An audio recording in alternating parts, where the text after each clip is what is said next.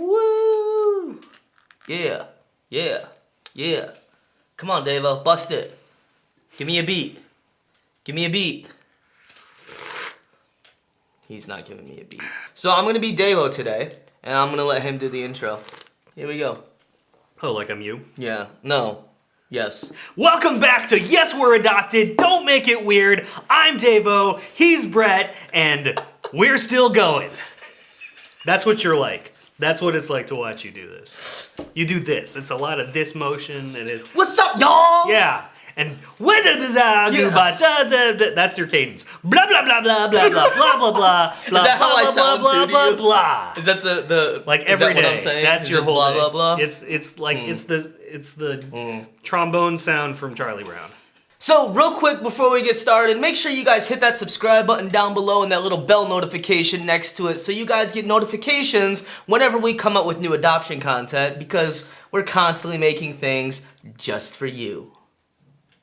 Ring a ding ding.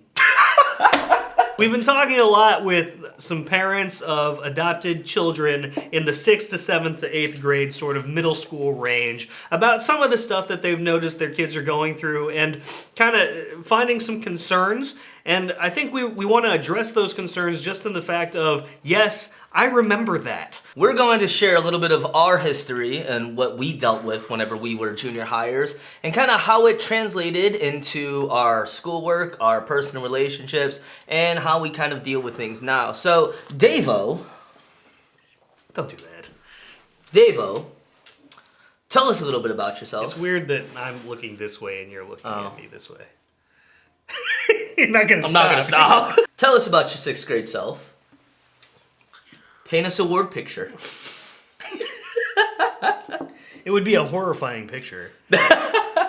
Well, you see, here's the dark part. It's just The whole like- page is black. Yup, that's what it was.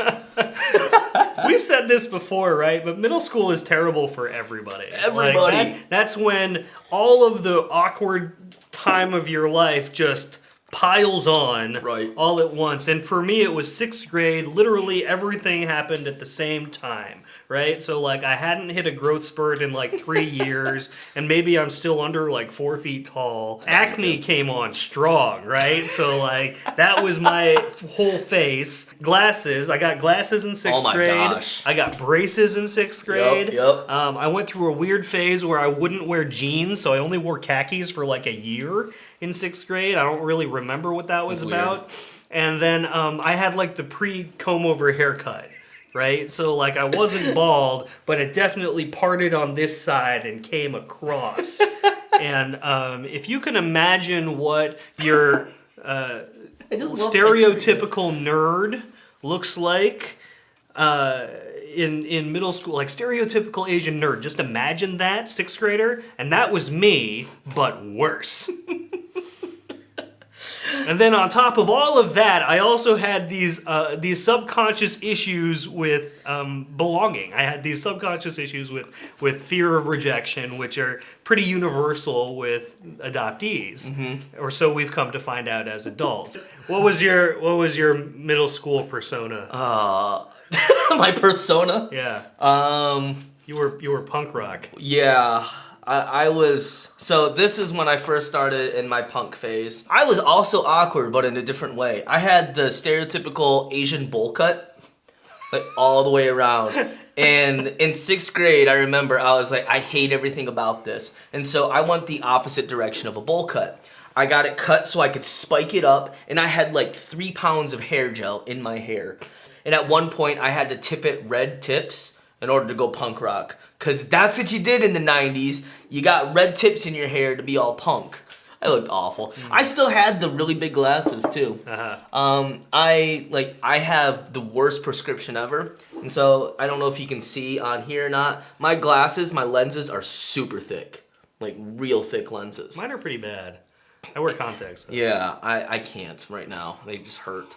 But back in the day, this is before technology fixed how thick they were. My lenses were like that thick and like that big around. So I had like these giant Coke bottle glasses that just came out to here.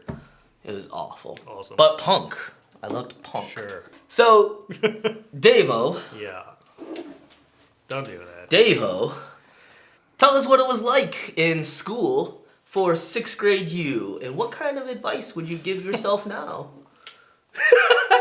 I'm gonna go with the talk show style. I hate everything about what you're doing right now. We were different in middle school and those things. Like, now granted, I'm what, 6 years older than you, I think, something like that. And so, but at the time, like, I was the pleaser in my family. I was not. And you were the contentious one. And that's still generally true today. Just a little bit less extreme, I think, on either end. I've calmed down. Sure.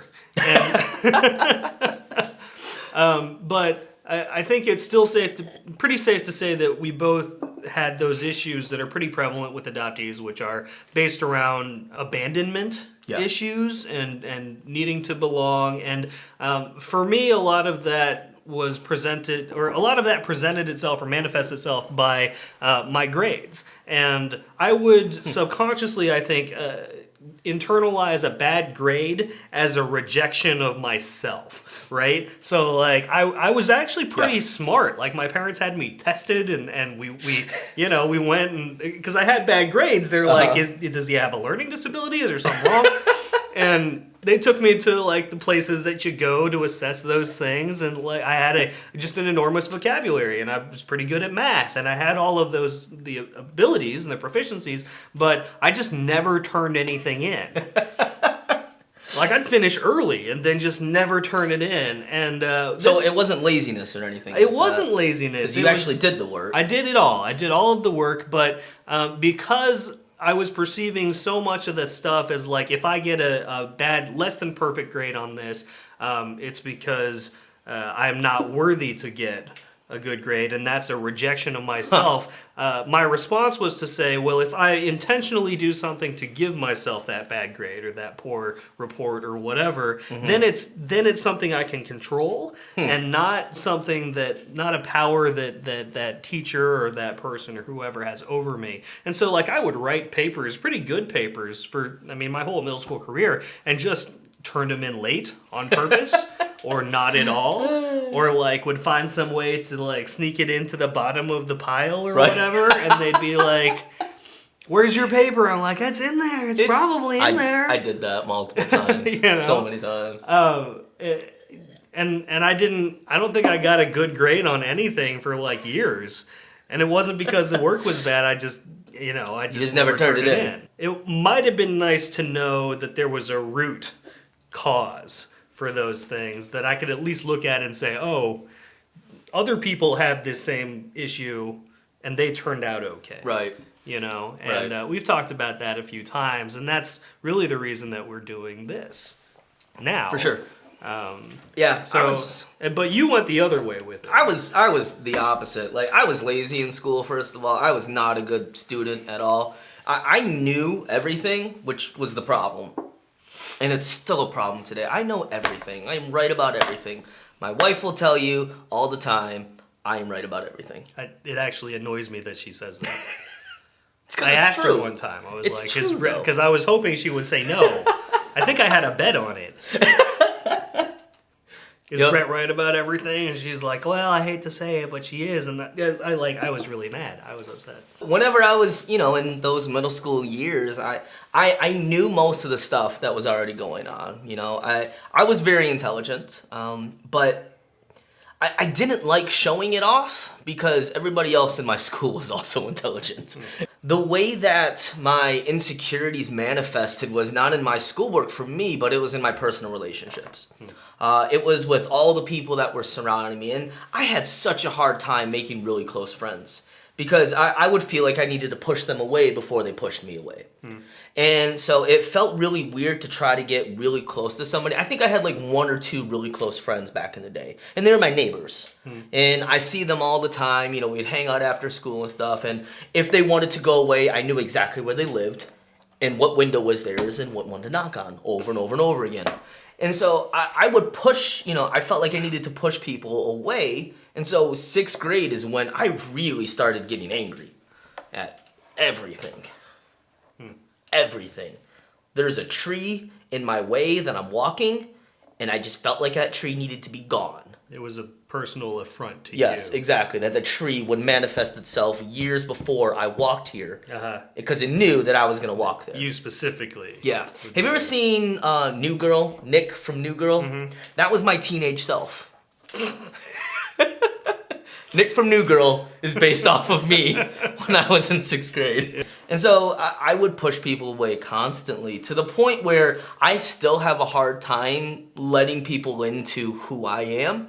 I have a hard time building these lasting relationships just because when that started out in 6th grade, that continued on for years to come. And I had to force myself out of that, but honestly, that's when everything started. All those emotions, all those hormones, not knowing what to feel, because there's a biological issue that was going on. There's neurological things happening in the brain for me, being adopted, but I didn't know how to connect the dots at all. Middle school is rough for literally everybody, but with your adopted kids, there's just some stuff that may manifest itself in one way or another, but a lot of the times it has to do with that initial trauma, and it has to do with this fear of rejection later. Yep. Self-sabotage. And you may not be able to do anything about it, but at least knowing where it comes from, we think is helpful. So let us know your guys' thoughts in the comments below. We love being able to hear from you. It excites us whenever we see a comment and a new notification on our phones like, hey, somebody actually watched it and cared enough to let us know what they think. Even if they hate our guts. At least let us know. You do it. You go ahead and try to be me again for the outro.